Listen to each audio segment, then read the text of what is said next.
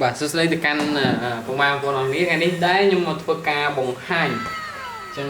អំពីកុំព្យូទ័រ all-in-one យើងថាវាអាចមានទូនាទីនៅក្នុងការ render វីដេអូធំឬក៏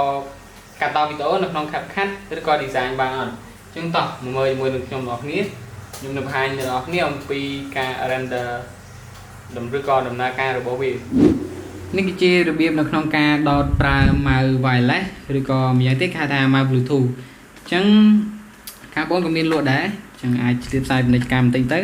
ចឹងដើម្បីប្រើប្រាស់វាបានចឹងទីមួយយើងបើកស្រោមចេញពីកេះទៅថ្មីទៅឡើងរបស់វាមកហើយយើងដកចេញតិចមកបន្តមកទៀត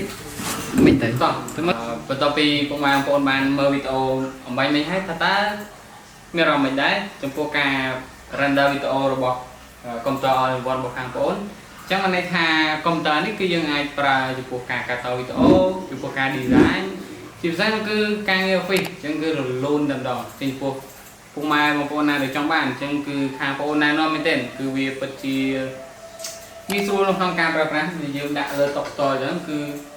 clean ចឹងដោយសារតែហើយបាន clean ចឹងពីពេលនេះបងប្អូនរៀបចំឡើងកុំព្យូទ័រទូភ្ញៀវច្រើនគ្រឿងមែនទែន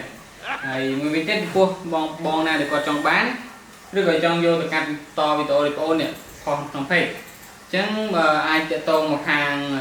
page បងបានគឺ page ទូរស័ព្ទកុំព្យូទ័រឬក៏ចូលទៅមើលនៅក្នុង website ឈ្មោះ tursawat.com បានបាទអរគុណ